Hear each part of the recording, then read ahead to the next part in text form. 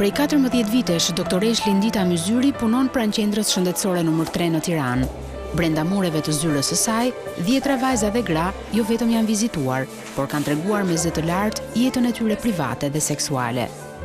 Besimi, por edhe përkushtimi i doktoresh Linditës ka bërë që gjatë viteve të fundit, plot 400 vajza dhe gra të jenë përdoruese të kontraceptivëve modern, si një formë për të mbrojtur shëndetin e tyre. Në qendrat e planifikimit familjar jepen falas 4 metoda kontracepcioni, Depo-Provera, aparati DIU, pilulat dhe prezervativi, i cili zë vendin e parë për nga numri i përdoruesve. Vendin e parë e zë Depo-Provera, edhe unë do t'i spjegoj dhe arsyet pse. Një pjesë e mirë e klienteve duan të ruajnë të fshetë.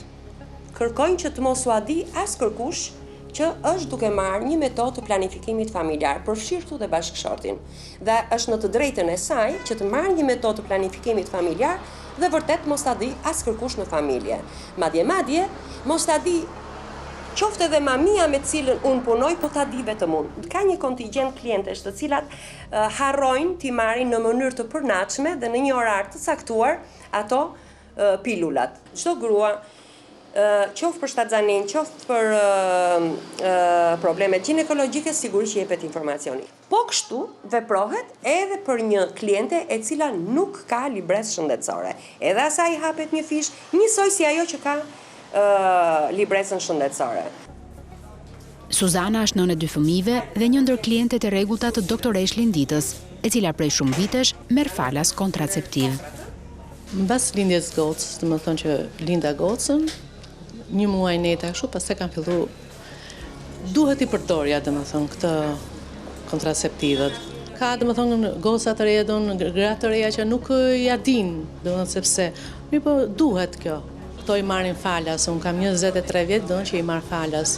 Ndaç pilulat, ndaç kur kam vënë dhe spirale, domethënë, un kam gjetur ke doktoresha, domethënë, një afërsi, domethënë, jo sikur është doktoresh, po domethënë sikur komunikoj domethënë si një shoqe, domethënë më kam mbështetur për çdo problem që kam pasur, domethënë, mbas asaj kam folur me doktoresh, më ka këshilluar shumë mirë, domethënë, pa lek kanë qenë të gjitha këto, domethënë, ndaç këshillimet, ndaç ilaçet kanë qenë pa lek, domethënë. Lezja është një tjetër kliente e doktoresh Linditës. Ajo ka zgjedhur injeksionin ose Depo-Proverat si metodë kontracepcioni, pasi është këshilluar me doktoreshën dhe ka lexuar protokollin. Isha këtu duke bërë një vizitë, kam pasur ca probleme me gjafën e mitrës. Atëherë doktoresha po shpjegonte një pacient tjetër për planifikimin familjar. Atëherë nuk më interesonte se kisha vetëm një fëmijë dhe po merrsha mjekim për të ngelur përsëri.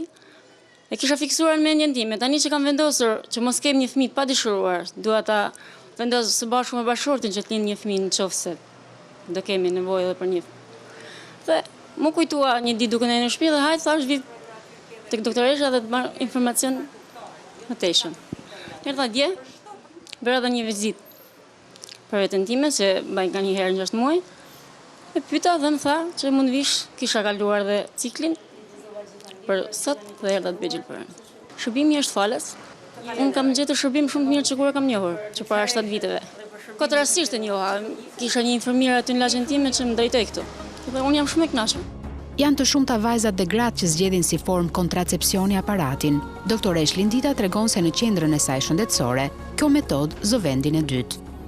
Duke u konsultuar me doktoreshën, duke parë efektet anësore të njërës dhe të tjetrës, vendosëm për diun ishte më e kollajshmja, më afatgjata në kohë, pra mbrojtjen 12 vjeçare që ka, dhe nuk kishte absolutisht efekte anësore gjatë 3 mujorit deri në 6 mujorit mund të kisha një çrregullim të ciklit, gjë që ndodhi po u rregullua shpejt dhe absolutisht më asgjë.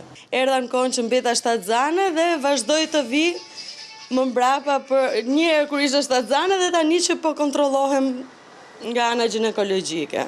Jam konsultuar për gjithçka që i takon femrës, nga flet palose që më ka dhënë për t'u informuar dhe deri të gjitha dhe librin. Çdo grua është e pajisur me fishën e saj, ku fisha ka një numër, ka generalitetet, ka metodën që ajo është duke përdorur, datën, ka dhe nëse ka patur efekte anësore apo s'ka patur efekte anësore. A është bërë mjaftueshëm? Cilat janë problemet që kërkojnë zgjidhje? Cilat janë sfidat? Vërtet në këto vite janë bërë shumë trajnime për planifikimin familjar. shumë trajnime janë bërë, personeli shëndetësor i mesëm dhe i lartë është trajnuar. Por kam përshtypjen se ka mbetur pak si pezull në ç'kuptim. E para, mjekët e familjes kanë një super ngarkesë të tyre dhe nuk kanë shumë kohë në dispozicion për të marrë me planifikimin familjar.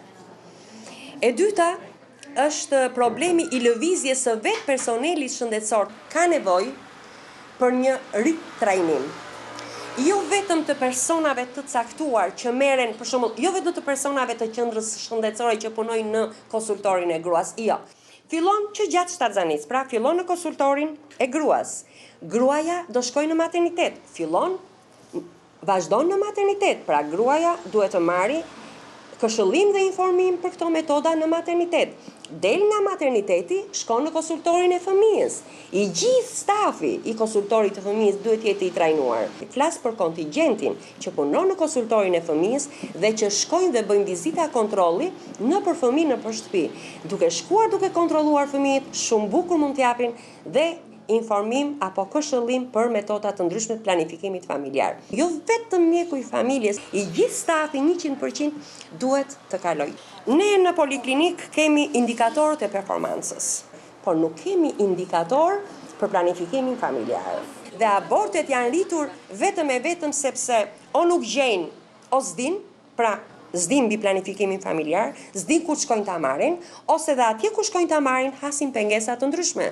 Disa ju kërkojnë libreza që ju thash nuk është e nevojshme, ndoshta ju kërkohet në një gjë materiale që s'është e nevojshme se flas gjithmonë për konsultor, që është falas, apo ju vijnë barriera të tjera nga më të ndryshmet. Doktoresh Lindita është nënë e një vajze 28 vjeç. Ajo tregon se si ka punuar me vajzën e saj për ta përgatitur dhe informuar për planifikimin familjar. Unë i përkas atyre nënave që më pëlqen fort dhe i mshoj fort kësaj gjëje që duhet dhënë informacioni shumë herët, që herët vajza ime të gjitha shoqet e saj i sill tek unë. Që kontrollohen, që këshillohen, për çdo gjë dhe gjithçka. Një pjesë e tyre marrin dhe metodat planifikimit familjar tuk e unë. Informim, shërbim miqësor dhe korrekt, rifreskim aftësisht të personelit mjekësor dhe akses për të gjithë, veçanërisht për grupet më të varfra dhe të përjashtuara, është ajo për të cilën po punon UNFPA në bashkëpunim me Ministrinë e Shëndetësisë, për të siguruar që çdo shtatzani të jetë dëshiruar, çdo lindje fëmie të jetë e sigurt dhe potenciali i çdo të riu të realizohet si duhet.